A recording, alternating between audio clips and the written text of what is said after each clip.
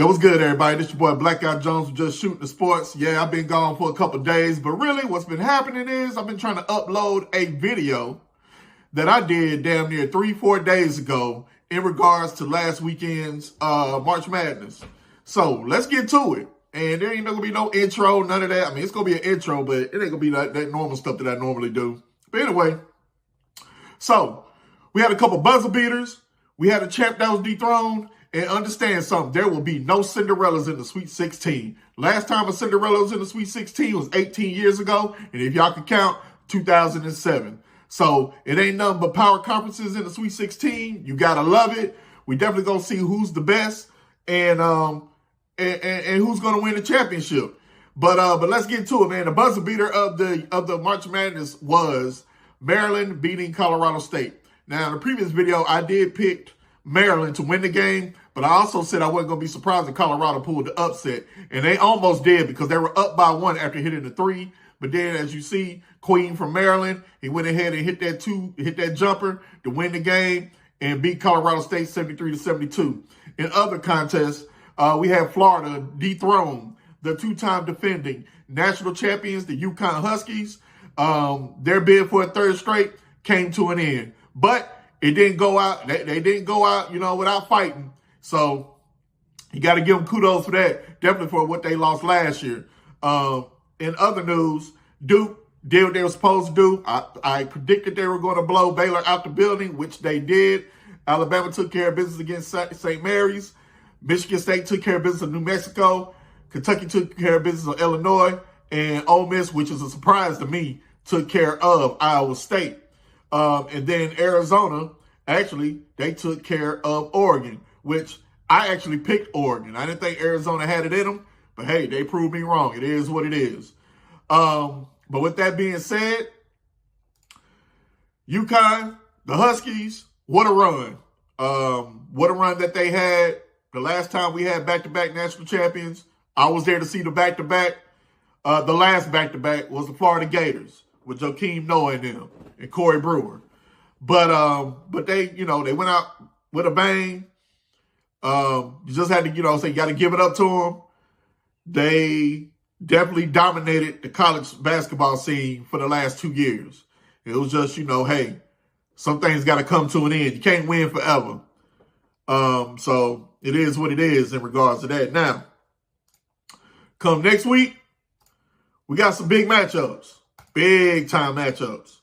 My bad. Not even next week. I don't know why I keep saying next week. Tomorrow and tonight. But let's start with tonight. BYU versus Alabama, Maryland versus Florida, Arizona versus Duke, Arkansas versus Texas Tech. I got Arkansas to beat Texas Tech. I definitely had Duke running away against Arizona. I got Florida winning against Maryland, and I got Alabama beating BYU.